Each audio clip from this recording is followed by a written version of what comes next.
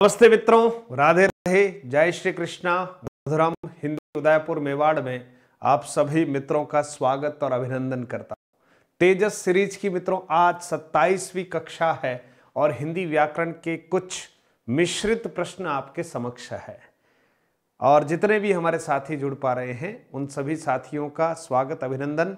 मेवाड़ किस पावन धरा से आप सभी मित्रों का अभिनंदन करता हूं। और आइए मिलकर कुछ रचनात्मक करते हैं, मिलकर कुछ ज्ञानार्जन करते हैं। थोड़ी देर अपनी चिंताओं को छोड़ दो और बस मिलकर कुछ प्रश्नोत्तरी का आनंद लेते हैं। तो सभी मित्र जुड़ जाएं जल्दी से, स्वागत है, अभिनंदन है, सभी जल्दी से जुड़ जाएं, है ना। सभी मित्र जल्दी से जुड़ जाएं, सभी मित्र जो हैं वो जल्दी से जुड़ जाएं। चलिए तो शुरू करते हैं आज की शानदार प्रश्नोत्तरी को मित्रों। और आप सभी मित्र इस बात से अच्छे से अवगत हैं कि हम कोशिश करेंगे आज हमारे पास कुछ जो प्रश्न हैं वो यूं कह सकते हैं व्याकरण के विविध अध्यायों से संबंधित है। तो वो प्रश्न जो है आप उत्तर भी देंगे और हम थोड़ा कोशिश करेंगे कि ये प्रश्नोत्तरी आपके लिए बहुत उपयोगी हो। किस विकल्प में शब्द युग्म का अर्थ भेद सही नहीं है? 4 ऑप्शन आपके सामने मित्रों। शब्द युग्म से संबंधित प्रश्न है, आशा करूंगा आप इसका सही उत्तर देंगे और थोड़ा समय लगेगा, लेकिन आज आपको चिंतन करना पड़ेगा। प्रश्न थोड़े बड़े हैं। किस विकल्प में शब्द युग्म का अर्थभेद सही नहीं है? ध्यान रखना, नहीं है। तो देखिए एक शब्द आया कपीश, आप उत्तर देते रहे, है ना। कपीश और दूसरा है कपीश, तो कपीश मटमेला और दूसरा कपीश हनुमान जी के लिए पर्याय है। ठीक बात है। इधर कांति है और इधर क्लांति है। कांति का अर्थ चमक होता है। अब देखिए यहां कांति का अर्थ चमक तो यहां है ही नहीं, ठीक है। और क्लांति का मतलब होता है थकावट, लेकिन थकावट इस जगह आ गया है, ये चमक यहां आ गया है, तो क्रम सही नहीं है। इसका अर्थ आप मान के चलेगा कि कौन सा युग्म का अर्थभेद सही नहीं है, तो ऑप्शन नंबर 2 ही सही नहीं है। हालांकि इनको भी अपन देख रहे हैं। इतर का मतलब होता अन्य, अलग, और इत्र का अर्थ होता सुगंधित द्रव्य। ग ऊपर लिख लिया है, मिसप्रिंट हो गया। अभय और उभय, अभय का मतलब होता निर्भीक, किसी प्रकार का कोई भय नहीं हो तो निर्भीक, और उभय का अर्थ होता है दोनों। इसलिए आप देखते हैं जंतुओं में एक कैटेगरी होती है, एक वर्ग होता है, उभयचर प्राणी होते हैं। एक जलचर होते हैं, एक थलचर होते हैं, और कुछ प्राणी ऐसे हैं परमात्मा ने उनको ये ताकत दी है कि वो जल में भी रह सकते हैं और पृथ्वी पर भी रह सकते हैं। तो यहां पर भी ये बिल्कुल ठीक है। तो आप सभी का जो उत्तर है मित्रों वो 2 है, ऑप्शन नंबर या बी है, तो बिल्कुल सही है। हमारे जितने मित्र हैं वो उत्तर दे रहे हैं, सही दे रहे हैं, लेकिन फिर भी थोड़ा विचार करना पड़ेगा, आज प्रश्न बड़े हैं आपके लिए। फिर देखिए किस विकल्प में शब्द युग्म का अर्थभेद सही है? यहां सही है पूछा है, नहीं पूछा है। तो देखिए कौन सा सही है वो आपको बताना है ना। तो बहुत भारी काम है, ठीक है। आप बताएंगे तो कौन सा सही है आपको बताना है। 4 ऑप्शन आपके सामने हैं। अजर और अजीर। अजर का अर्थ है जिसको जरा न हो, है ना, या जरा न आए। जरा का मतलब होता है बुढ़ापा, तो अजर का अर्थ हुआ जो बूढ़ा न हो, बिल्कुल ठीक है। और अजीर, अजीर का अर्थ होता है आंगन, ये भी बिल्कुल ठीक है। रेचक एक क्रिया का नाम है मित्रों, ठीक है, लेकिन यहां तो स्थावर कह दिया। रोचक ठीक बात है, दिलचस्प, तो लेकिन यह भी पूरा सही नहीं है। रुख और रूख, देखिए मित्रों रुख शब्द जो है ना, एक होता है रूख और दूसरा होता है रूख। तो यहां पर आप देखेंगे तो ये भी मित्रों ठीक नहीं है। रूख रूख दोनों ही छोटे ही लिख रखे हैं। एक रूख का अर्थ जो है पेड़ होता है, दूसरा हवा का क्या रुख है ना, तो उसकी दिशा कौन सी तरफ, वो ठीक है। लेकिन यहां आप देखिए जो शब्द है वो ठीक नहीं है यहाँ, है ना। हाँ, इस तरह से इसको थोड़ा सा और मैं सुधार देता हूं। तो ऑप्शन यहां पर भी आगे पीछे है। एक है मेघ, मेघ का मतलब होता है बादल, बिल्कुल ठीक है। और मेध का मतलब होता है यज्ञ या वसा या चर्बी, लेकिन यहां अज्य लिख रखा है। तो यहां सही जो भेद है मित्रों वो तो है अजर का अर्थ होता है जो बूढ़ा ना हो, और अजीर का अर्थ है आंगन। तो बिल्कुल ये वाला ऑप्शन सही है। जिन मित्रों ने ये उत्तर दिया है उनका बिल्कुल ये ठीक है। चलिए अगले प्रश्न की ओर बढ़ रहे हैं और आज आपको थोड़ा सा प्रश्नों में चुनौती लगेगी। हाँ, जिस वाक्यांश के लिए प्रयुक्त शब्द सार्थक नहीं है, सॉरी, किस वाक्यांश के लिए प्रयुक्त शब्द सार्थक नहीं है। अब चारों वाक्यांशों को आप आराम से पढ़ लीजिए और फिर कौन सा सार्थक नहीं है ये आपको बताना है। मैं भी अपनी ओर से उत्तर बताऊंगा, लेकिन पहले आप उत्तर दीजिए। जिसने अनेक विद्वानों से विभिन्न शास्त्रों का ज्ञान प्राप्त किया हो उसे बहुश्रुत कहते हैं। अब आप देखना ये सही है या नहीं है। आश्रयदाता को प्रसन्न करने के लिए कही जाने वाली झूठी सच्ची बातें ठकुर सुहाती, ये भी देख लीजिए। जो अधर्म करने से डरे, है ना, बहुत सारे लोग ऐसे होते जो बिंदास अधर्म करते, और यहां जो अधर्म करने से डरे उसको धर्म भीरु कहा जाता है। और दूसरा, पराया दोष ढूंढने वाला तथ्यान्वेषी नहीं मित्रों, वो छिद्रान्वेषी होता है। वो क्या होता है? छिद्रान्वेषी। तो जो सही नहीं है वही ढूंढना था, तो ऑप्शन नंबर 4 ही सही नहीं है, बाकी 1 2 3 बिल्कुल सही है। तो जिन मित्रों ने ऑप्शन नंबर 4 बताया वो बिल्कुल सही है। हाँ, आज की प्रश्नोत्तरी के बारे में आप कमेंट भी जरूर करिएगा, कितना आपको मजा आ रहा है कि नहीं आ रहा है। फिर देखिए, छोटा प्रश्न आ गया। निम्नलिखित में तत्सम शब्द कौन सा है? 4 ऑप्शन आपके सामने है। तत्सम, तद्भव, देशज, विदेशज, सब आप जानते हैं। तो बताइए इसमें तत्सम शब्द कौन सा है? रोटी, बहु, है ना, कर्पूर और शतरंज। तो मित्रों आप देखिएगा, ये कर्पूर ही बिल्कुल तत्सम है, बाकी तो सब तद्भव है, विदेशज है, बाकी शतरंज शब्द जो है हमारा नहीं है ना। फिर आप देखिए अगले प्रश्न की ओर बढ़ते हैं। निम्नलिखित में देशज शब्द कौन सा है? बताइए आप, देशज शब्द कौन सा है? तो देशज शब्द देखें, बकरा, बकरी, ये देशज शब्द नहीं है। यमुना, ये भी नहीं है। और तेंदुआ, गोदाम, गोदाम विदेशी शब्द है, तो यह तेंदुआ शब्द जो है मित्रों, इसको हम देशज मानते हैं। ठीक है, तेंदुआ शब्द जो है वो देशज है, बिल्कुल ठीक है। हाँ, बरकर का बकरा हो गया है, तो वो तो तद्भव हो गया मित्रों। हाँ, और यमुना का जमुना, जमुना का यमुना, है ना। तो यहां देखें, निम्नलिखित में बादल का पर्यायवाची नहीं है। बहुत रोचक प्रश्न है मित्रों, ठीक है। हाँ, बहुत रोचक प्रश्न है। निम्नलिखित में बादल का पर्यायवाची नहीं है, आप बताना। बहुत टेढ़ा है, अगर आप इसको थोड़ा सा ध्यान से देखेंगे। जीमूत सुनाई नहीं होगा अगर आपने ध्यान से नहीं पढ़ा है तो।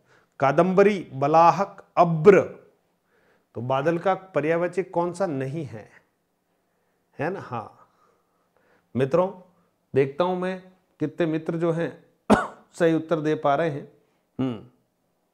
चलिए, यहां आप देखिए मित्रों, कादंबरी जो है वो सही नहीं है, क्योंकि कादंबरी का अर्थ तो शराब होता है या कोकिला होता है। कादंबरी का अर्थ कोकिला, तो ये बादल का पर्यायवाची नहीं है। हाँ, लेकिन ये कादम्बिनी अगर होता, कादम्बिनी, तो ये बादल का ही पर्यायवाची था। ध्यान देना, कादम्बिनी, ये बादल का पर्यायवाची, कादंबरी नहीं, कादम्बिनी।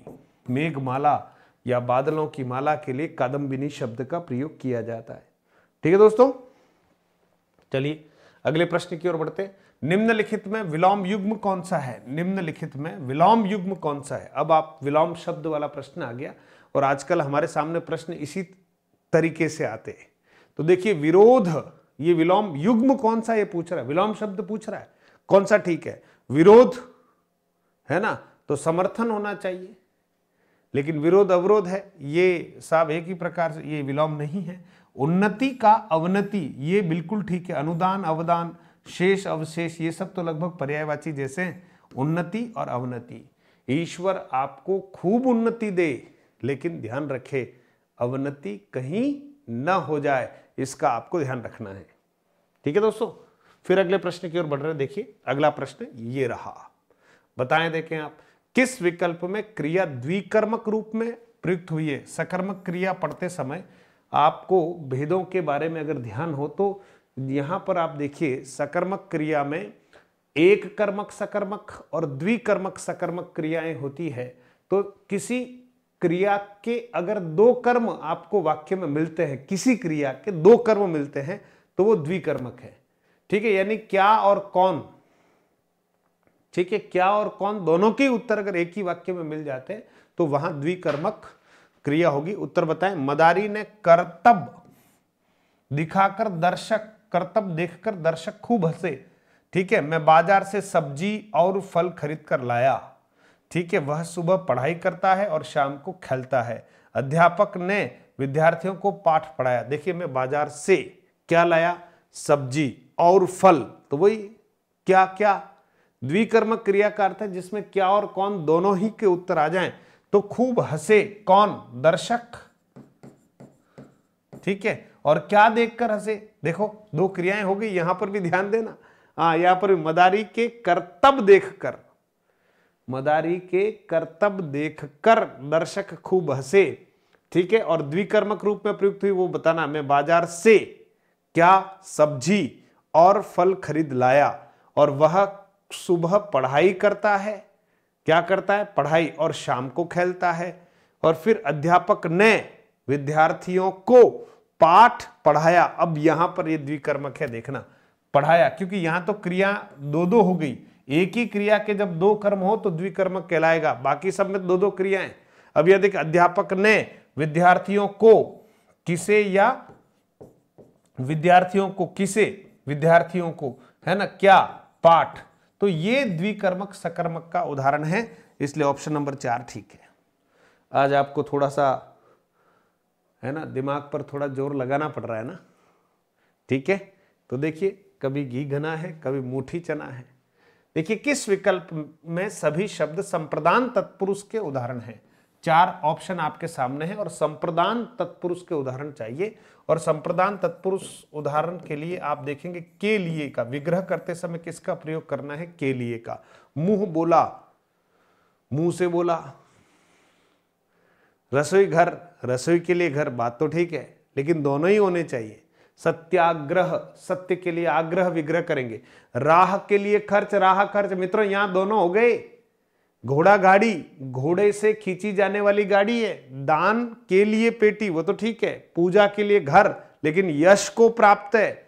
इसका अर्थ बिल्कुल यहां ऑप्शन नंबर 2 जो है वो बिल्कुल ठीक है। आप भी यही बता रहे हैं, लेकिन कुछ तो चूक ही गए। चलिए अगले प्रश्न की ओर बढ़ते हैं। किस विकल्प में सभी शब्द परस्पर पर्यायवाची नहीं। ओहो, प्रश्न ये कह रहा है नहीं है। किस विकल्प में सभी शब्द परस्पर पर्यायवाची नहीं है, तो कौन सा नहीं है। अरविंद, अरविंद का अर्थ कमल होता है। पुंडरीकाक्षः, कमल नयन, ये भी कमल ही होता है। उपल, प्रस्तर, पत्थर के पर्यायवाची है। चक्षु, नेत्र होता है। मयंक तो चंद्रमा होता है। मित्रों, बस ये ही नहीं है। आत्मजा, वही बेटी, दुहिता बेटी। ये चक्षु और मयंक ये पर्यायवाची एक ही के पर्यायवाची नहीं है, दोनों का अर्थ अलग अलग है। तो आप समझ गए होंगे। प्रश्न नंबर 10 तक कैसा रहा आज ये जो सेशन आप पढ़ रहे हैं तेजस सीरीज का, है ना, कुछ अच्छी अनुभूति हो रही। ये रिमिक्स प्रश्न है मित्रों। ठीक है, आज कुछ टॉपिक्स को मिक्स करके प्रश्न बना दिए। निम्नलिखित में किस विकल्प में आवृत्ति मूलक पक्ष है। क्रिया का ही एक भाग है पक्ष, वृत्ति। तो आवृत्ति मूलक पक्ष, आवृत्ति मूलक जिसमें रिपीटेशन वाली बात हो। 4 ऑप्शन देखिए और आपको लगता है जहां बार बार रिपीटेशन जैसा कुछ हो रहा है तो वहां आवृत्ति मूलक पक्ष होगा। जैसे उसने गीत सुना दिया, मां खाना बनाती है, किताब अलमारी में है, अध्यापक बार बार पढ़ा रहे हैं, अध्यापक बार बार पढ़ा रहे हैं। परीक्षा आ गई ना, इसलिए। तो मित्रों, ये 4 ऑप्शन देखने के बाद चौथे ऑप्शन की तरफ जाएंगे आवृत्ति मूलक के लिए। रिपीटेशन है जहां बार बार। ठीक है दोस्तों, अगले प्रश्न की ओर बढ़ रहे हैं। ये रहा अगला प्रश्न। आप उधर बैठिए, उधर, इधर तो हम बैठेंगे, उधर बैठिए। तो आप देख सकते हैं इसमें वृत्ति कौन सी है, संभावनार्थ वृत्ति, संभावना वाली कोई बात नहीं। संकेतार्थ वृत्ति, संकेत वाली भी कोई बात नहीं। आज्ञार्थ वृत्ति है, उधर बैठिए, आज्ञार्थ वृत्ति है। ये सब ऑप्शन नंबर 3 आज्ञार्थ वृत्ति है, ऑप्शन नंबर 3। अगला प्रश्न है, किस विकल्प में समश्रुत भिन्नार्थक शब्द युग्म का अर्थभेद सुमेलित नहीं है। समश्रुत, ध्यान रखना, भिन्नार्थक शब्द युग्म का अर्थवेद सुमेलित नहीं है। बहुत महत्वपूर्ण प्रश्न है, आपको पूरा समय दिया जा रहा है, अच्छे से देखें और कौन सा सुमेलित नहीं है, क्योंकि मैं बोलूंगा अभी तो सही सही आपके सामने आ जाएगा। आप चिंतन कीजिए कौन सा सही नहीं है। बताएं, देखें। चलो नीचे से शुरू करते हैं, यहां से। दसन, दसन का अर्थ दांती होता है, बिल्कुल ठीक है। दर्शन वही अवलोकन, देखना, ठीक बात है। प्रणय प्रेम, परिणय विवाह, ये भी बिल्कुल ठीक बात है। सुति, सुति का मतलब वही प्रसूति अवकाश, सुति का अर्थ वही प्रसव है। और सूती, सूत का बना हुआ है साहब, सूती कपड़ा है, बिल्कुल ठीक बात है। निर्झर, निर्झर का अर्थ होता है झरना मित्रों, और निर्जर का अर्थ होता है देवता। बस ये आगे पीछे हो गए, इसलिए ये यहां जो सही अर्थ भेद युग्म नहीं है ना, तो वो यही नहीं है, आगे पीछे कर लिया, इसलिए ऑप्शन नंबर 1 बिल्कुल सही है। झ देखो कभी भी गलत नहीं होगा, झ से झरना, ये ज होगा वो झरना है, ठीक है। और जरा वाला ज है ना, तो वो निर्झर, जो कभी बूढ़ा नहीं हो साहब, देवता कभी बूढ़े नहीं होते, जवान ही रहते हैं हमेशा। हाँ, किस विकल्प में विलोम युग्म नहीं है? नहीं है, ध्यान देना, नहीं है। तो फिर देखिए, गृहित अनुगृहित, आसक्त अनासक्त, सुबोध दुर्बोध, संलिप्त निर्लिप्त। अब बताओ कौन सा इसमें विलोम युग्म नहीं है मित्रों? ध्यान से देखिएगा, यही नहीं है साहब। गृहित का अर्थ ग्रहण करना है, तो किसी को त्याग देंगे तो त्याज्य हो गया, वो होता अनुगृहित नहीं था। अनुगृहित तो उपकृत हो जाता है। आपने यहां पर पधार कर मुझे अनुगृहित किया, यानी उपकृत किया, आपने बड़ा उपकार किया है मेरे ऊपर, है ना। तो ऑप्शन नंबर 1। कौन सा शब्द बहुवचन में प्रयुक्त नहीं होता? वो कौन सा शब्द बहुवचन में प्रयुक्त नहीं होता, है ना? तेवर, आप और अनेक और दुनिया, कौन सा बहुवचन में प्रयुक्त नहीं होता? उनके तेवर बहुवचन है ना। आप सभी बिल्कुल बहुवचन है, अनेक ये भी बहुवचन है, लेकिन दुनिया तो एक वचन में ही प्रयुक्त होती है। दुनियाएं, दुनियाओं, ऐसा तो होता ही नहीं है, एक ही दुनिया है, ये एक वचन में ही प्रयुक्त होता है मित्रों। ऑप्शन नंबर 4 बिल्कुल ठीक है। अगले प्रश्न की ओर हम बढ़ रहे हैं निश्चित तौर पर, और अगला प्रश्न ये रहा। प्रवृत्ति शब्द का विलोम है। प्रवृत्ति, कई बार कहते हैं ना यार उसकी तो ये प्रवृत्ति है ना। हाँ, ये उसकी प्रवृत्ति है, किसी काम को करने में आगे गति, वो भी प्रवृत्ति है। तो फिर इसका विलोम क्या हो सकता है? निवृत्ति। छोड़ो ना यार, अब बहुत हो गया, निवृत्ति, है ना। तो प्रवृत्ति मार्ग भी होता है और निवृत्ति मार्ग भी होता है दोस्तों। चलें आगे की तरफ। बहुत बढ़िया, बहुत उत्साह के साथ आप दिसंबर के अंतिम दिनों में मधुरम हिंदी के साथ, आनंद के साथ कक्षाएं देख रहे हैं, और दिसंबर जा रहा है, 2023 जा रहा है साहब, ठीक है। 2024 में आपको इतिहास रचना है, जो 23 में रह गए 24 हमारा है, पक्का ध्यान रखना। किस विकल्प में सभी शब्द शुद्ध है? अच्छा प्रश्न है।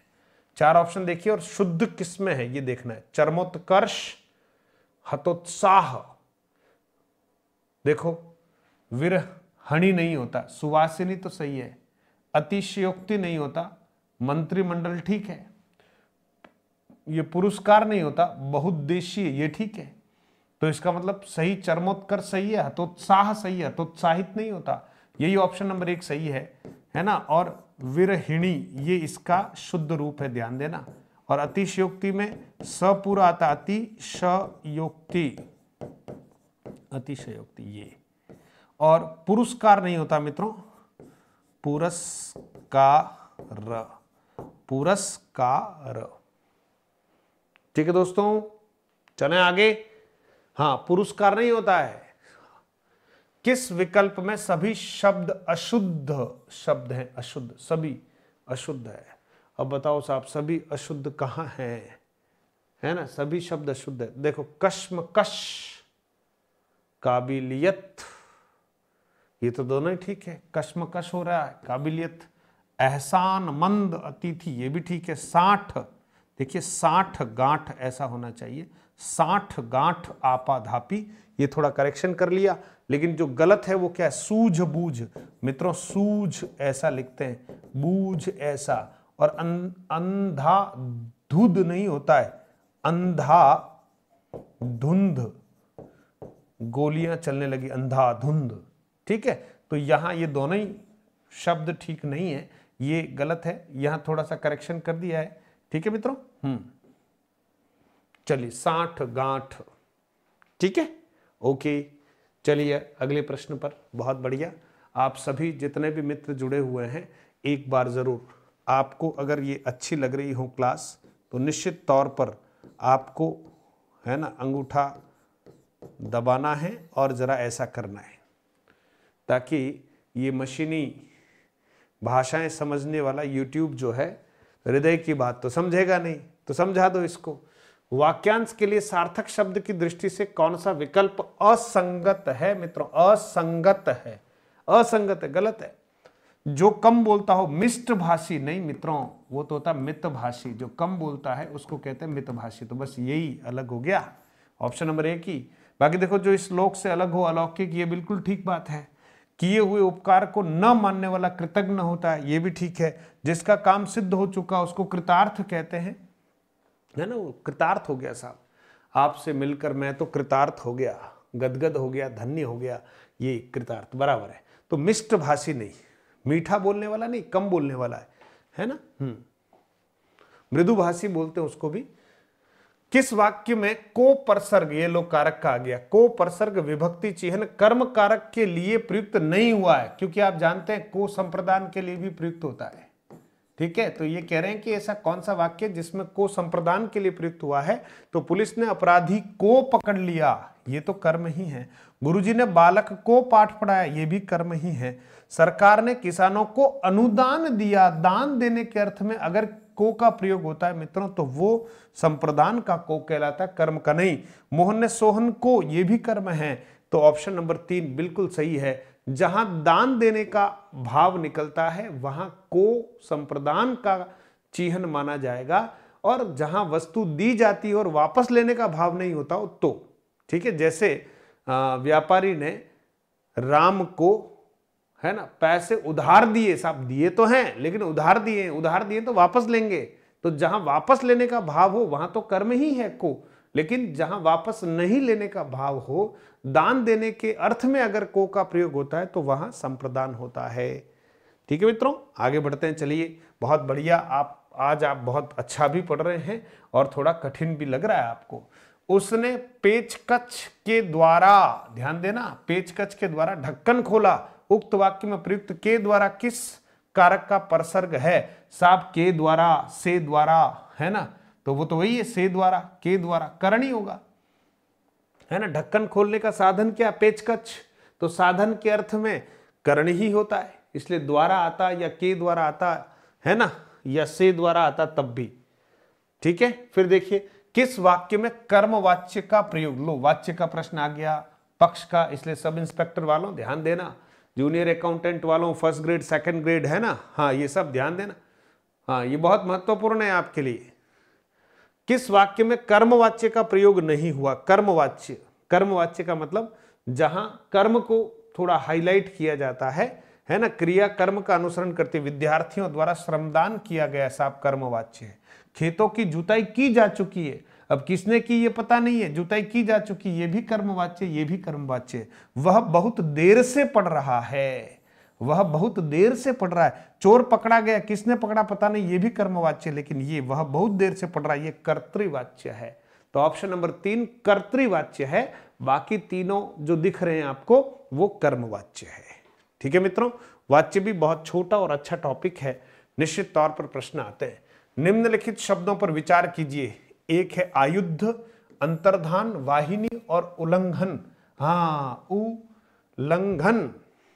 ठीक है, तो यहां देखिए कौन ऐसा पूछा, किस विकल्प में सभी शब्द शुद्ध है? अब यहां एक ऑप्शन में अ और द बता रखा है, दूसरे ऑप्शन में स और द बता रखा है, तीसरे ऑप्शन में ब और स बता रखा है, चौथे ऑप्शन में अ और ब बता रखा है। बताओ कौन से ऑप्शन में सभी शब्द शुद्ध हैं? तो मित्रों, आप जो उत्तर बताएंगे बहुत कंफ्यूज वाला मामला है, जरा सही पहचानिएगा। बताओ, देखें, देखिए आयुध होता है, आयुध नहीं होता है, इसलिए ये सही नहीं है। ठीक है, इसको जो आप सही मान रहे होते हो ना कि सर ये सही होता है, अंतर ध्यान, तो ये वास्तव में सही नहीं है, ये तो गलत होता है, इसलिए ये सही है। वाहिनी सही है, ये उल्लंघन है ना, आधा ल और चाहिए ना भैया, उल्लंघन, तो जाकर ये सही हो है, ये तो गलत हो गया। इसका अर्थ ये हुआ कि ब और सही सही है, ब और स, ऑप्शन नंबर 3, ऑप्शन नंबर 3 ब और स ही सही है। अगले प्रश्न पर बढ़ रहे हैं। अगला प्रश्न है, किस शब्द में अक प्रत्यय का प्रयोग नहीं हुआ है? किस शब्द में अक प्रत्यय का प्रयोग नहीं हुआ? अक प्रत्यय का प्रयोग नहीं हुआ उसको आपको बताना है। निंदक है ना, पाठक, शिक्षक, तो निंदा धन अक निंदक, पाठ धन अक पाठक, शिक्ष धन अक शिक्षक, और बाल धन अक ना ना ना ना, बाल धन अक नहीं होता है, ठीक है, तो यहां पर अक प्रत्यय नहीं है। हाँ, बाल धन क कर दो अलग बात है, पर बाल धन अक नहीं हो सकता, बालक, तो इसमें अक प्रत्यय नहीं है मित्रों। ऑप्शन नंबर 4 डी जो है इसमें अक प्रत्यय नहीं है। अगले प्रश्न की ओर बढ़ रहे हैं दोस्तों। अगला प्रश्न ये रहा, निम्नलिखित में संज्ञा उपवाक्य है, निम्नलिखित में संज्ञा उपवाक्य है, जितना पानी जमा था उतना बह गया, जितना पानी जमा था उतना बह गया। यह वही आदमी है जो कल आया था और कर्मचारियों की मांग है कि उन्हें पूरा वेतन दिया जाए, जिसे आप ढूंढ रहे हैं वह आया ही नहीं। ये तो विशेषण उपवाक्य है। मित्रों, संज्ञा उपवाक्य कौन सा है बताओ?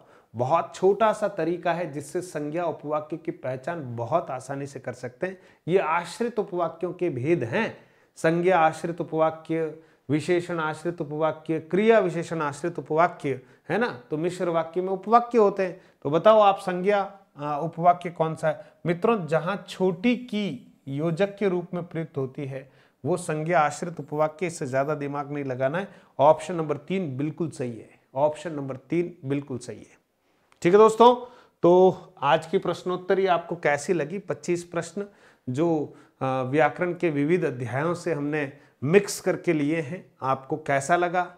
और आपको अच्छा लगा हो तो ज़रूर आप हमारे इस चैनल को सब्सक्राइब कर लीजिएगा ताकि हम मिलते रहेंगे। और साथ ही साथ जो मित्र आज जुड़े हैं, बहुत बहुत धन्यवाद, आपको बहुत मज़ा आया होगा। कमेंट ज़रूर करें आज की क्लास आपको कैसी लगी और आपकी तैयारी में ये कक्षाएं किस रूप में सहभागी बन रही है। और जितने भी नए साथी उनसे आग्रह है कि मधुरम हिंदी प्रो हमारा चैनल है, इसको आप ज़रूर डाउनलोड कर लीजिएगा। मधुरम हिंदी प्रो एप्लीकेशन है और इसको डाउनलोड करने से आपको एक हिंदी व्याकरण का कोर्स और 300 प्रश्नों की एक टेस्ट सीरीज बिल्कुल सभी विद्यार्थियों के लिए निःशुल्क है। तो इसको खाली ऐप को डाउनलोड ही करना, करिए, और फिर हम शनिवार को जो निःशुल्क टेस्ट लेते हैं उसका भी आपको आनंद मिलेगा। और विविध प्रकार के कोर्सेज हैं, किसी को ज़रूरत पड़े तो वो देख सकता है। बहुत बहुत धन्यवाद मित्रों, मिलते हैं एक नए अध्याय के साथ पुनः कल रात्रि 9 बजे। तब तक के लिए पढ़ते रहिएगा। शुक्रिया।